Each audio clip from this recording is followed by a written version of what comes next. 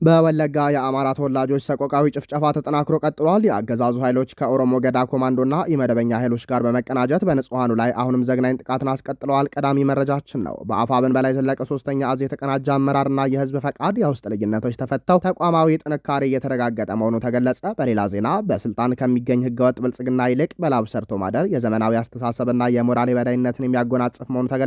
የቀድሞ ባለስልጣን በስራ ህይወታቸውን መምራታቸውን ያላቸውን ታማኒነት ያሳየ መሆኑም ተመላክቷል። በዝርዝር ይደመጣሉ። ፓጁት በተባለ ስፍራ በተፈጸመ የታጠቀ ደፈጣ ጥቃት የሁለት ኢትዮጵያውያን ሰላም አስከባሪ ወታደሮች ህይወት ማለፉ ሲሰማ በተባበሩት መንግስታት ድርጅት ተመድ የደቡብ ሱዳን ተልዕኮ አባላት ላይ ያነጣጠረ አደገኛ ጥቃት መፈጸሙ ቀጠናዊ ትኩረትን ስቧል። አስቸኳይ ምርመራ እንዲደረግ ተጠይቋል። ቀጠናዊ መረጃችን ነው። በዋሽንግተንና በቴህራን መካከል የተወጠረው የምጣኔ ሀብት ጦርነትና ቀጠናዊ አንድምታ እየከረረ ነው። ቀጠናው ከፍተኛ ውጥረት ውስጥ በድጋሚ ገብቷል። ሰላም ጤና ይስጥልን ውድ የብላክ ላይን ሚዲያ ቤተሰቦቻችን፣ እናንተን ይመጥናሉ ብለን ያሰብናቸውን የተመረጡ ዕለታዊ የግንባርና ወቅታዊ መረጃዎችን ወደ እናንተ ይዘን ቀርበናል። ቻናሉን ሰብስክራይብ በማድረግ ቤተሰብ እንድትሆኑ እየጋበዝን ወደ መረጃዎቹ እናመራለን። በአፋብን በላይ ዘለቀ ሶስተኛ እዝ የተቀናጀ አመራርና የህዝብ ፈቃድ የውስጥ ልዩነቶች ተፈተው ተቋማዊ ጥንካሬ እየተረጋገጠ መሆኑ ተገለጸ። ነሐሴ 19 ቀን 2018 ዓ.ም በተካሄደው ታሪካዊ የውይይት መድረክ ከፍተኛ ተቋማዊ አመራር እስከ ታችኛው ክፍል ባሉ አባላት መካከል የነበሩ ውስጣዊ ውጥረቶችና አለመግባባቶች ሙሉ በሙሉ መፍትሄ አግኝተዋል። ከአፋብን በላይ ዘለቀ ሶስተኛ እዝ ግዙፉ እቴጌ ጣይቱ ክፍለ ጦር ተለይተው የነበሩ አህዶች ወደ ነበሩበት ተቋማቸው ተመልሰው የተቀናጀ ትግላቸውን ለመቀጠል ሙሉ ስምምነት ላይ ደርሰዋል። ይህም ውሳኔ የወንድማማችነትን የተቋማዊ ጥንካሬንና የህዝብን ፍላጎት ያስከበረ አበረታች ክስተት ሆኖ ተመዝግቧል። በመድረኩ ላይ የአፋብን ምክትል ሰብሳቢና የወታደራዊ ጉዳዮች ኃላፊ አርበኛ ሀብቴ ወልዴ፣ የእዙ ሰብሳቢ አርበኛ ዮሐንስ ንጉሱ፣ ተቀዳሚ ምክትል ሰብሳቢ አርበኛ ሰለሞን አጣናው፣ የእዙ ዘመቻ መምሪያ ኃላፊ አርበኛ ሻለቃ ተሾመ አበባው፣ የእዙ ሎጂስቲክስ መምሪያ ኃላፊ አርበኛ በላይ ዘለቀ፣ የፋይናንስ ኃላፊ አርበኛ ሀብታሙ ሙላውና አርበኛ ጌታዬ ሱባሎን ጨምሮ ሌሎች በርካታ ከፍተኛ አመራሮች በሙሉ ጥረት ተሳትፈዋል። አመራሩ የህዝቡን ጽኑ አንድነት ፍላጎት መሰረት በማድረግ በጸረ አንድነት ኃይሎች የተፈጠሩ መደናገሮችን በጥልቀት በመገምገምና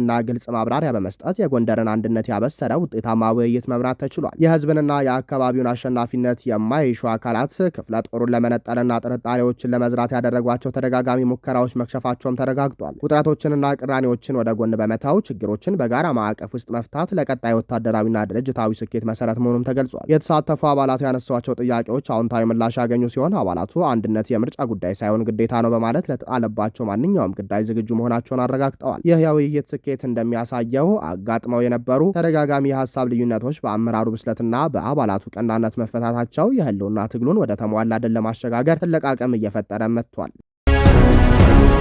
በወለጋ የአማራ ተወላጆች ሰቆቃዊ ጭፍጨፋ ተጠናክሮ ቀጥሏል። የአገዛዙ ኃይሎች ከኦሮሞ ገዳ ኮማንዶና ኢመደበኛ ኃይሎች ጋር በመቀናጀት በንጹሃኑ ላይ አሁንም ዘግናኝ ጥቃትን አስቀጥለዋል። በኦሮሚያ ክልል በምስራቅ ወለጋና በሆሮ ጉድሩ ወለጋ ዞኖች ተጠናክሮ የቀጠለው የአማራን ተወላጅ የዘር ማጥፋት ዘመቻ ያለማቋረጥ በተከታታይነት ሲቀጥል መፈናቀሉ ተባብሷል። አድማሱን አስፋፍቶ የቀጠለው የንጹሃን ግድያን፣ የንብረት ዘረፋና የቤት ቃጠሎ በሁለቱ ዞኖች የአገዛዙ ሰራዊት መከላከያና የክልሉ ጥምር ጦር አገዛዙ በጫካ ያሰማራው ሸኔ፣ ገዳ ኮማንዶ፣ አድማ ብተና፣ ልዩ ኃይል ጋቸና ሲርና ኤርጴሎላ ሚሊሻና ቄሮ የሚፈጽሙት እኩይ ተግባር በገሃድ ሆኗል። በተለይም ሰሞኑን በምስራቅ ወለጋ ዞን በጊዳ አያና ወረዳ ያለማቋረጥ ለ2 ሳምንታት አጸያፊ ጥቃቶችን በመፈጸም ፈንደቃንና አንድ ወዴቾን በማቃጠል እንዲሁም የሃይማኖት ተቋም ቤተክርስቲያንን ጨምሮ በማውደም ከወለጋ ምድር ላይ አማራን እናስወጣለን በሚል እብሪተኝነት የአገዛዙ ሰራዊትና የክልሉ ጥምር ኃይል እያደረጉት ያለው ጥቃት ተባብሶ ቀጥሏል። ነሐሴ 13 ቀን 2018 ዓ.ም በምስራቅ ወለጋ ዞን ጊዳ አያና ወረዳ አንድ ወዴ ከተማን ሙሉ በሙሉ በማውደምና ቤተክርስቲያን ቅጥር ግቢ ውስጥ በመግባት በማስቀደስና በቅዳሴ ላይ ያሉ ካህናት፣ አይነ ስውራንና መነኮሳትን በግፍ ተረሽነዋል። በአሰቃቂ ሁኔታ በግፍ ከተረሸኑት መካከል የአንድ ወዴ ስላሴ ቤተክርስቲያን ዋና አስተዳዳሪ ቆሞስ አባ ታደሰ፣ ቄስ አዲስ አየለ እንዲሁም አስከሬናቸው ያልተገኙ ካህናትና መነኮሳት በርካታ መሆናቸውን አንሻ ሰይድዝ አስታውቋል። ትላንት ነሐሴ 18 ከጠዋቱ 3 ሰዓት ጀምሮ ይህ የክልሉ ጥምር ጦር እንዲሁም መከላከያ ማዕከላዊ እዝ 101ኛ ኮር 33ኛ ክፍለ ጦር ከፊት እንደ ኬላ በማስቀመጥ መንደር 3 መንደር 22ን ሙሉ በሙሉ ሲያቃጥሉና ተጨማሪ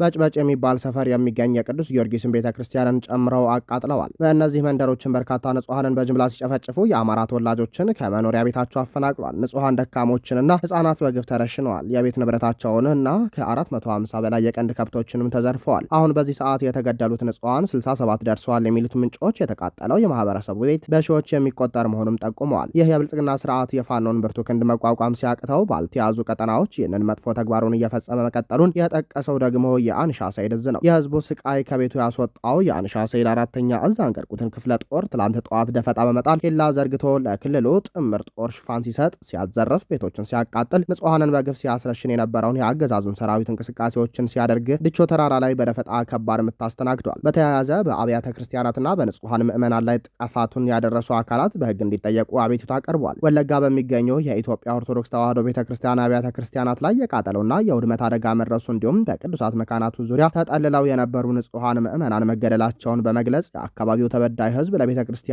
የበላይ አመራሮች አስቸኳይ የአቤቱታ ደብዳቤ አቅርበዋል። ከአካባቢው ምዕመናን የተላከው ደብዳቤ እንደሚያስረዳው በጉትን ዙሪያ በሚገኙ አብያተ ክርስቲያናት እንደ ዴማርያም፣ መንደር ሶስት ጊዮርጊስና ሊሚ ተክለ ሃይማኖት አብያተ ክርስቲያናት ላይ የቃጠሎና የውድመት ጥቃት ተፈጽሟል። ከዚህም በተጨማሪ በቤተ ክርስቲያኒቱ ዙሪያ ለመጠለል የሄዱ ንጹሐን ዜጎች ህይወት ማለፉን የአካባቢው ነዋሪዎች ገልጸዋል። ምዕመኑ ለቅዱስ ሲኖዶስና ለቤተ ክርስቲያኗ የበላይ አመራሮች ባስተላለፉት መልእክት ቤተ ክርስቲያንን የጸሎት የምህረትና የመጠለያ ስፍራ በመሆኗ ማንኛውም የፖለቲካ ወገን ሳትወግን የህይወትን ቅዱስነት በመጠበቅ በግልጽ ድምፅ እንድትሆን ጠይቀዋል። በደረሰው የቤተ ክርስቲያን ቃጠሎና የሰው ህይወት ማለፍ ላይ ገለልተኛ ምርመራ ተካሂዶ ጥፋተኞች በህግ እንዲጠየቁም፣ በቅዱሳት መካናት ዙሪያ የሚጠለሉ ምዕመናን ደህንነት እንዲረጋገጥና የተጎዱ አብያተ ክርስቲያናት እንዲታደሱም ለተጎዱ ቤተሰቦችና ምዕመናን አስፈላጊው ሰብአዊና መንፈሳዊ ድጋፍ እንዲደረግ ቢጠይቁም እስካሁን ምላሽ የሰጠ አካል አልተገኘም። የአካባቢው ምዕመናን ጥያቄያቸው ፍትህ፣ ሰላምና የእምነት ነጻነት እንዲከበር እንጂ በየትኛውም አካል ላይ ጉዳት እንዲደርስ እንዳልሆነ በመግለጽ እናት ቤተ ክርስቲያን በዚህ አስቸጋሪ ወቅት ከህዝቧ ጎን በመቆም የሰላምና የፍትህ ድምፅ እንድትሆን ጥሪያቸውን አስተላልፈዋል።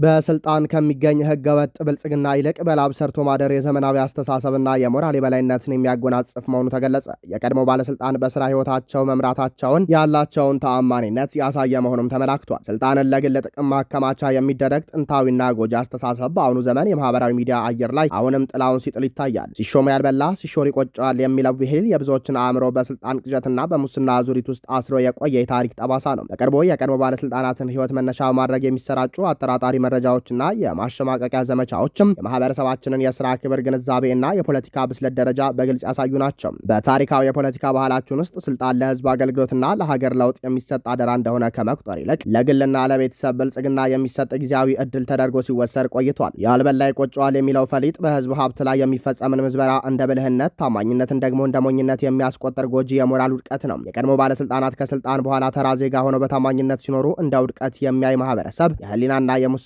ልዩነት አልገባውም ማለት ነው ሲሉ ተቺዎች ይጠቁማሉ።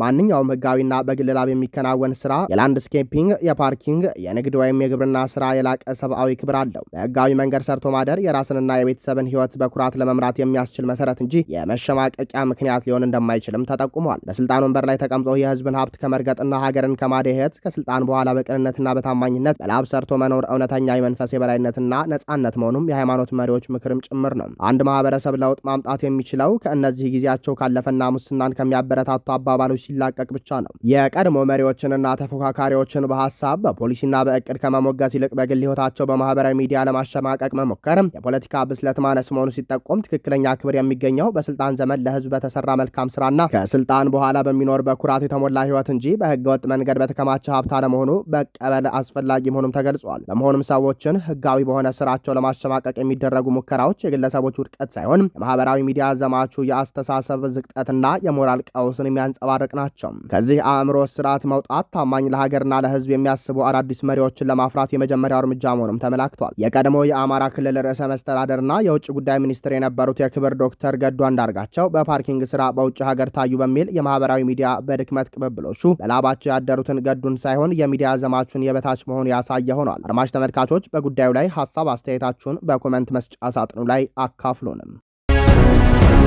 በደቡብ ሱዳን ጆንግሌ ግዛት ፓጁት በተባለ ስፍራ በተፈጸመ የታጠቀ ደፈጣ ጥቃት የሁለት ኢትዮጵያውያን ሰላም አስከባሪ ወታደሮች ህይወት ማለፉንና በተባበሩት መንግስታት ድርጅት ተመድ የደቡብ ሱዳን ተልእኮ አባላት ላይ ያነጣጠረ አደገኛ ጥቃት መፈጸሙ ቀጠናዊ ትኩረትን ስቧል። ከዚሁ ጋር በተያያዘ በጁባ የኢትዮጵያ ኤምባሲ አስቸኳይ ምርመራ እንዲደረግም ጠይቋል። በደቡብ ሱዳን መዲና ጁባ የሚገኘው የኢትዮጵያ ኤምባሲ ዛሬ ማክሰኞ ነሐሴ 19 ቀን 2018 ዓ.ም ባወጣው ይፋዊ መግለጫ ሰማያዊ ቆብ በሚለብሱት የኢትዮጵያ ሰላም አስከባሪዎች ላይ የተፈጸመውን ጥቃት በጽኑ አውግዟል። ኤምባሲው በመግለጫ በመግለጫው ወታደሮቹ በደቡብ ሱዳን ሰላምና መረጋጋት ለማስፈን ያደረጉትን አገልግሎትና የከፈሉትን ከፍተኛ መስዋዕትነት አውስቷል።